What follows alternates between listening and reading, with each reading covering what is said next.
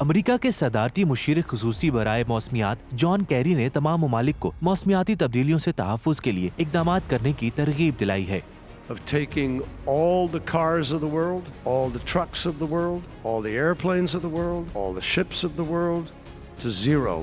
جبکہ حقیقت یہ ہے کہ امریکہ وہ واحد ملک ہے جو فضائی آلودگی میں سب سے آگے ہے۔ امریکہ سب سے زیادہ کاربن ڈائی آکسائیڈ پیدا کرتا ہے، جس سے کرۂ ارض پر رہنا محال ہو گیا ہے۔ تحقیقات کے مطابق امریکی فوج دنیا میں سب سے زیادہ ہائیڈرو کاربنز کی صارف ہونے کی وجہ سے تاریخ کی سب سے زیادہ آلودگی پھیلانے والی فوج ہے۔ جان کیری نے برازیل، انڈیا اور خصوصاً چین کو ماحولیاتی آلودگی کے خاتمے کے لیے خصوصی اقدامات کی تلقین کی ہے۔ یاد رہے کہ ایک ماہ قبل گلاسگو میں تمام ممالک نے ماحولیاتی آلودگی سے بچنے کے لیے کاربن ڈائی آکسائیڈ کی افزائش کو 2030 تک 45% کم کرنے کا اعادہ کیا تھا۔ واضح رہے کہ امریکہ دنیا میں سب سے زیادہ پلاسٹک پولوشن پیدا کرنے والا ہے۔ صرف سال 2016 میں ہی امریکہ نے 42 million metric ton plastic waste پیدا کیا، یعنی ہر امریکی سال میں 130 کلو گرام پلاسٹک ویسٹ پیدا کرتا ہے۔ ان تمام حقائق کے بعد امریکہ کو سب سے پہلے اپنے ملک میں تمام آلودگیوں سمیت فضائی آلودگی کا خاتمہ کرنا چاہیے۔ اس کے بعد دوسرے ممالک کے لیے علم بردار بننے کا جواز پیدا ہوگا۔